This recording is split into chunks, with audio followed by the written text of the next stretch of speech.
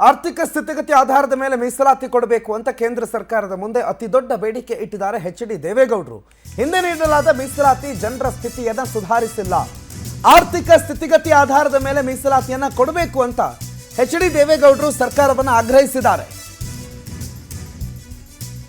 ಜನರಿಗೆ ಈ ಹಿಂದೆ ಕೊಟ್ಟಿರುವ ಮೀಸಲಾತಿ ಜನರ ಸ್ಥಿತಿಯನ್ನು ಸುಧಾರಿಸಿಲ್ಲ. 2 ಹೊತ್ತಿನ ಊಟಕ್ಕೂ ಕಷ್ಟಪಡ್ತಾ ಇರೋರನ್ನ ಮೇಲೆತ್ತೋದಕ್ಕೆ ಸಾಧ್ಯ ಆಗಿಲ್ಲ ಅಂತ ರಾಜ್ಯಸಭೆಯಲ್ಲಿ ಮಾಜಿ ಪ್ರಧಾನಿ ಎಚ್.ಡಿ. ದೇವೇಗೌಡರು ಪ್ರಸ್ತಾಪ ಮಾಡಿದ್ದಾರೆ. ಮೀಸಲಾತಿಯನ್ನು ಹಿಂದಿನಂತೆಯೇ ಮುಂದುವರಿಸಬೇಕೆ, ಬಡತನದಿಂದ ಬಳಲ್ತಾ ಇದ್ದವರಿಗೆ ಆದ್ಯತೆ ಕೊಡಬೇಕೆ, ಈ ಬಗ್ಗೆ ಸದನ ಪರಿಗಣಿಸಬೇಕು ಅಂತ ಎಚ್.ಡಿ. ದೇವೇಗೌಡರು ಮಾತನಾಡಿದ್ದಾರೆ ರಾಜ್ಯಸಭೆಯಲ್ಲಿ.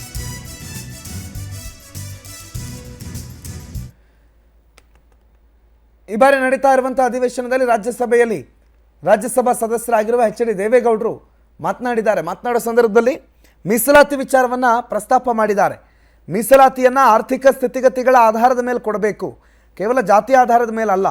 ಯಾವುದೋ ಒಂದು ಮೇಲ್ಜಾತಿಯಲ್ಲಿರುವಂಥ ಅಥವಾ ಮೇಲ್ಜಾತಿಯಲ್ಲಿ ಹುಟ್ಟಿರುವ ಆರ್ಥಿಕವಾಗಿ ಜರ್ಜರಿತನಾಗಿರುವಂಥ ವ್ಯಕ್ತಿ ಕೂಡ ಇರಬಹುದು, ಅಥವಾ ಕೆಳಜಾತಿಯಲ್ಲೇ ಅಥವಾ ಬೇರೆ ಯಾವುದೋ ಈಗ ಮೀಸಲಾತಿ ಸಿಗುವಂಥ ಜಾತಿಯಲ್ಲೇ ಹುಟ್ಟಿದ್ದು ಆತನ ಪರಿಸ್ಥಿತಿ ಭಾಳ ಚೆನ್ನಾಗಿರಬಹುದು.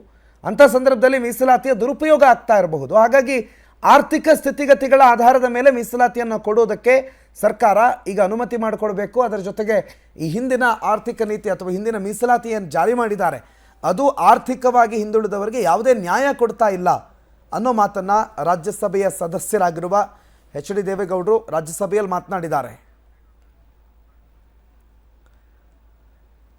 ರಾಜ್ಯಸಭಾ ಸದಸ್ಯರಾಗಿರುವಂಥ ದೇವೇಗೌಡರು ಮೊನ್ನೆ ಬೇರೆ ಮತ್ತೊಂದು ವಿಚಾರದ ಬಗ್ಗೆ ಗಮನ ಸೆಳೆದು, ಅಂದರೆ ತಮಿಳುನಾಡು ಮತ್ತು ಕರ್ನಾಟಕದ ವಿಚಾರದಲ್ಲಿ ಕರ್ನಾಟಕದ ಪರ ಮಾತನಾಡಿ ತಮಿಳುನಾಡಿನವರ ಬಾಯಿ ಮುಚ್ಚಿಸುವಂಥ ಕೆಲಸ ಮಾಡಿದರು ಅನ್ನೋದು ಕೂಡ ಸೋಷಿಯಲ್ ಮೀಡಿಯಾದಲ್ಲಿ ಭಾಳ ಹರಿತಾ ಇದೆ. ಹಿರಿಯ ಸದಸ್ಯರು ರಾಜ್ಯಸಭೆಯಲ್ಲಿದ್ದಾರೆ, 90 ವರ್ಷ ದಾಟಿರುವಂಥ ಅತಿ ಹಿರಿಯ ಸದಸ್ಯರಾಗಿರೋದ್ರಿಂದ ಮತ್ತು ಈ ದೇಶವನ್ನು ಆಳಿರುವ ಪ್ರಧಾನಿಗಳ ಪೈಕಿ ಅವರೊಬ್ಬರಾಗಿರೋದ್ರಿಂದ ಅವರ ಹೇಳಿಕೆ, ಅವರ ಮನವಿಗಳು, ಅವರ ಚರ್ಚೆಗಳಿಗೆ ಅದರದ್ದೇ ಆದಂಥ ಗೌರವ ಮತ್ತು ಪ್ರಾಶಸ್ತ್ಯ ವಿಶೇಷವಾಗಿ ಸಿಗುತ್ತೆ.